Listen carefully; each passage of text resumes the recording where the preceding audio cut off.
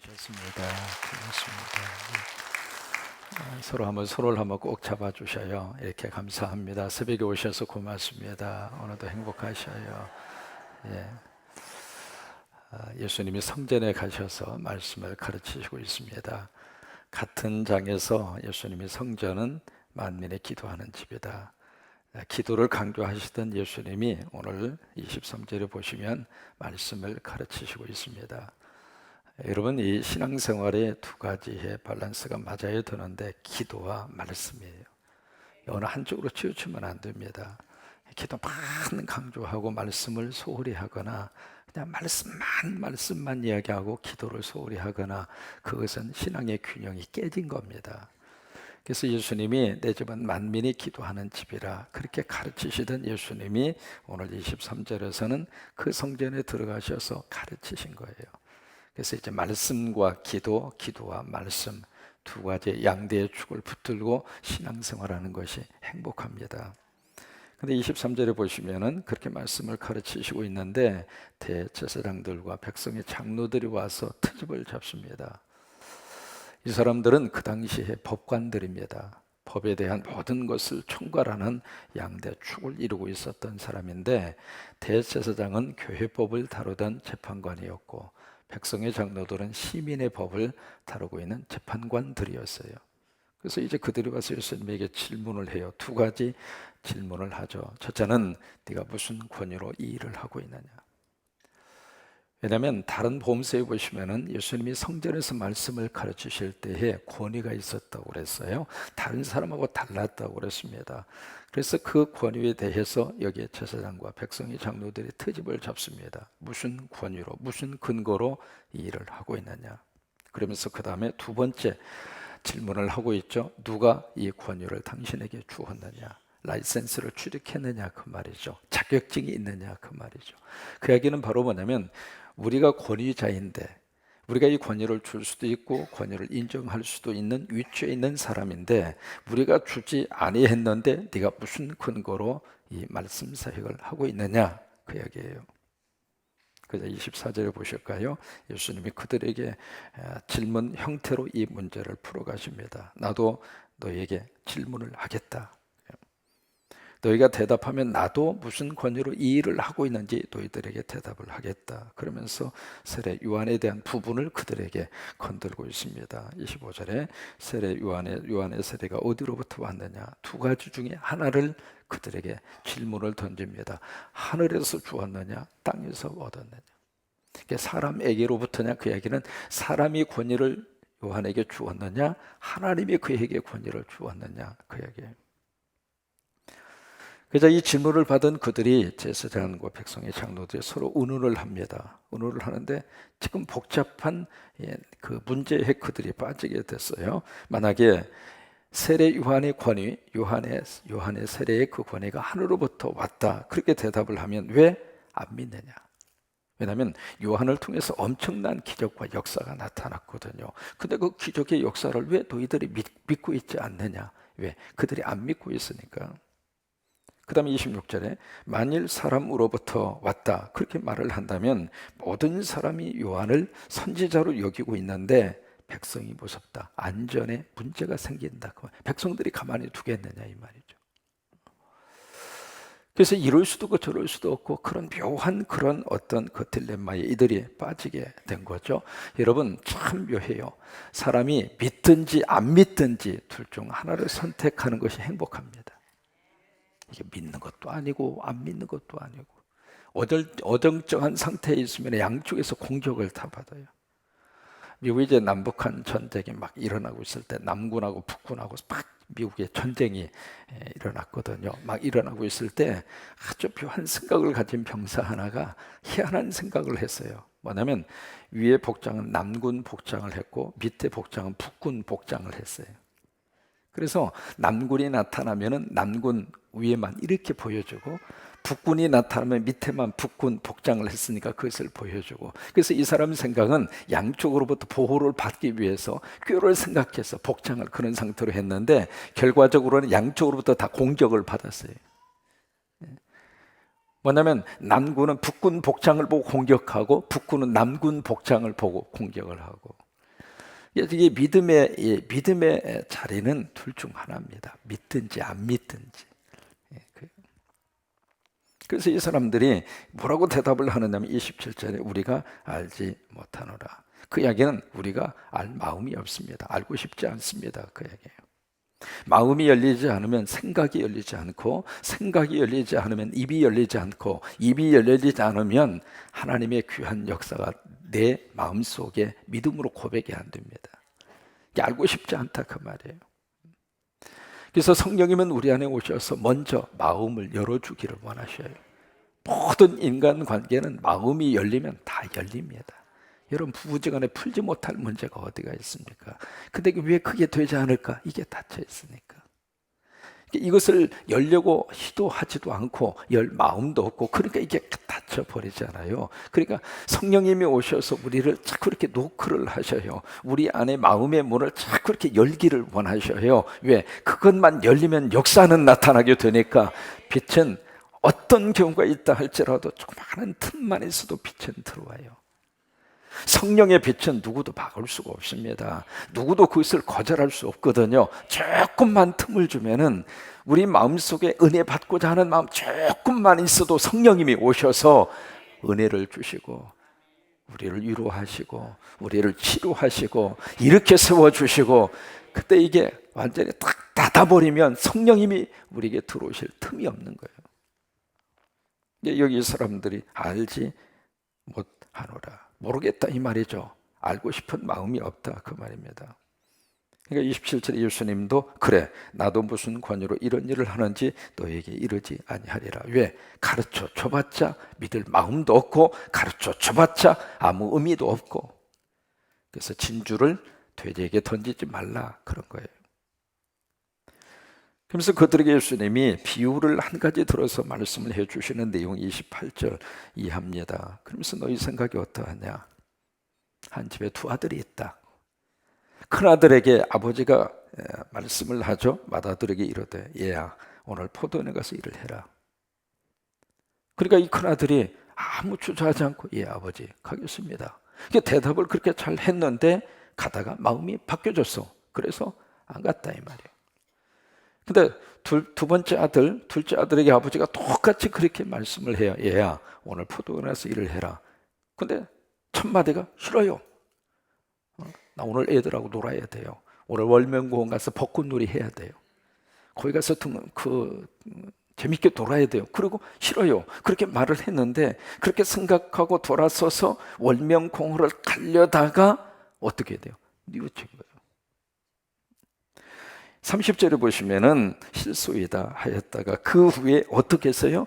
뉘우치고 갔으니, 뉘우치고 포도원에 가서 일을 해요. 여기 그 아버지께서 원하시는 것이 있습니다. 큰아들이든 둘째 아들이든 아버지는 우리가 일하고 살기를 원하십니다. 그게 하나님의 뜻입니다. 이마에 땀을 흘리고 사는 것이 건강한 거예요. 여러분, 놀고 먹으려고 하시면 안 됩니다.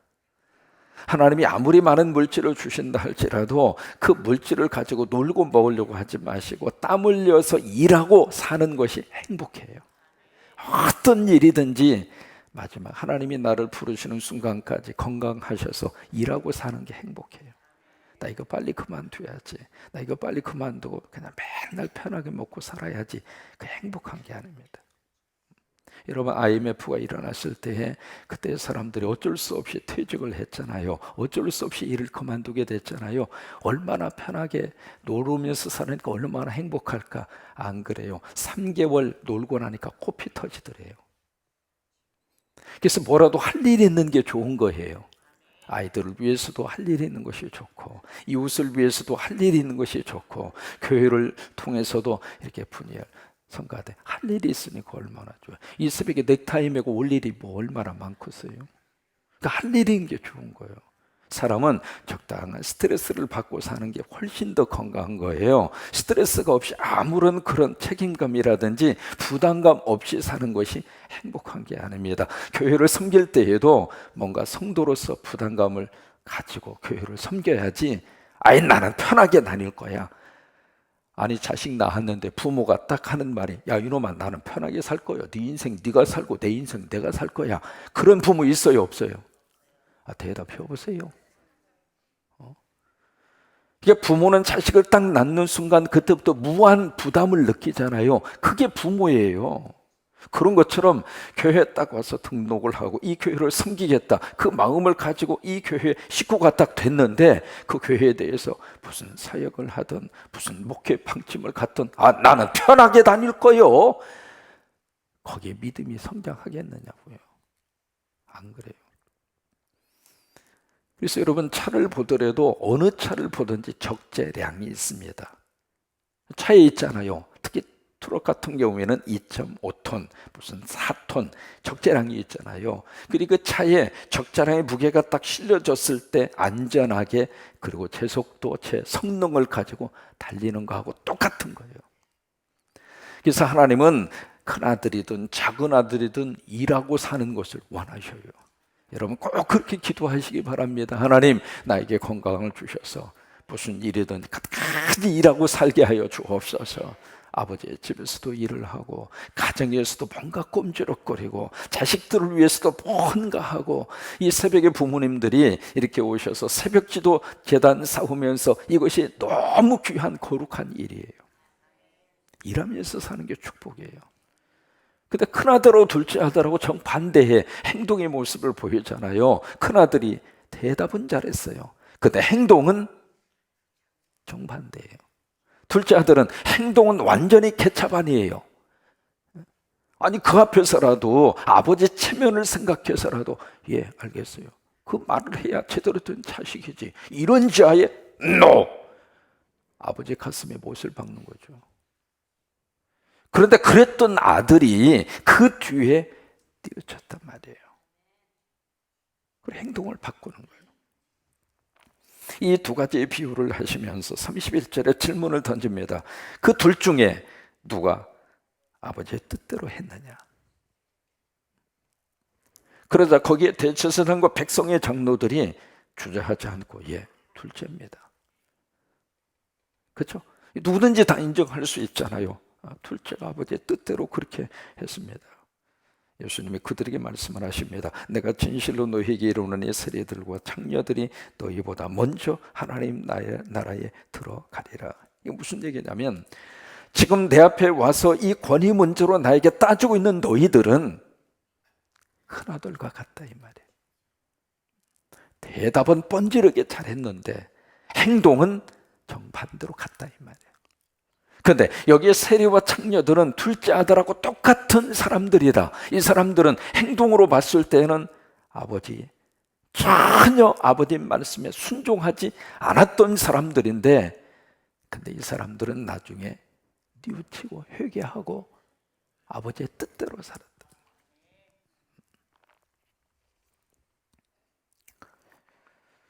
그래서 여기 세리들과 창녀들이 너희보다 먼저 하나님 나라에 들어가리라. 첫째, 세리와 창녀들은 말보다도 행동이 있었단 말이에요.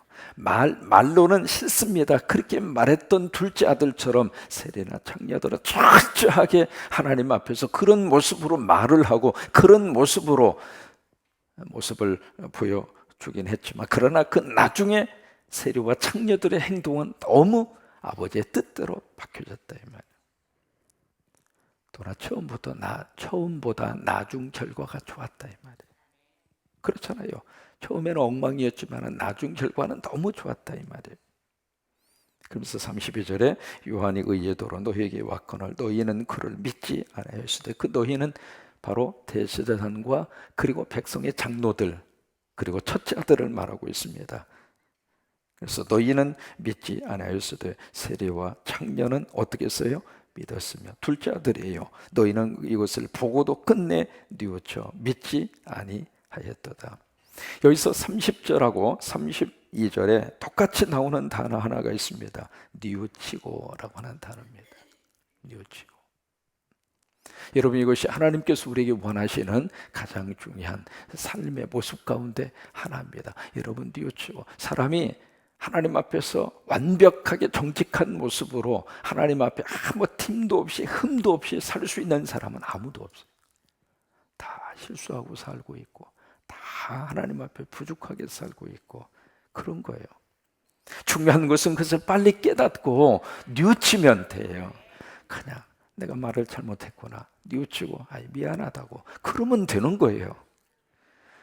근데 뉘우치고 뉘우쳤는데 그냥 생각으로만 뉘우치고 행동으로 뉘우침이 없으면은 그것은 첫째하다라고 똑같다 이 말이에요. 근데 빨리 행동으로 그것을 빨리 가서 미안하다고 내가 잘못했다고 그런 구체적인 행동이 있을 때 그것이 아버지의 뜻대로 사는 거예요. 부부지간에도 싸울 수 있잖아요. 싸우지 않고 사는 사람이 어디가 있습니까? 그렇잖아요. 목사님 우리 집안 안 싸워요. 안 싸우는 것도 문제예요. 왜? 둘 중 하나예요. 관심이 없다 그 말이에요. 당신이 무슨 말을 하든 어떤 행동을 하든 난 관심이 없어. 그러면 싸울 일이 없잖아요. 왜? 기차 철로처럼 평행선을 달리고 있으면 싸울 일이 없잖아요. 근데 부부지간에도 가끔 싸우는 게 행복한 거예요. 싸우고 나면 미안하잖아요. 미안하니까 더 잘해주고 그러다 보니까 쌓인 감정도 풀어주고 그런 거거든요. 부부는요 싸우는 것보다도 잘 싸워 싸우고 난 그 다음 처리만 잘하면 부부싸움은 생산적인 거예요. 이게 뭐가 이제 행동이 있었으면은 그 행동에 대해서 빨리 뉘우치고 그 다음 행동을 잘하면 아버지의 뜻대로 사는 거예요.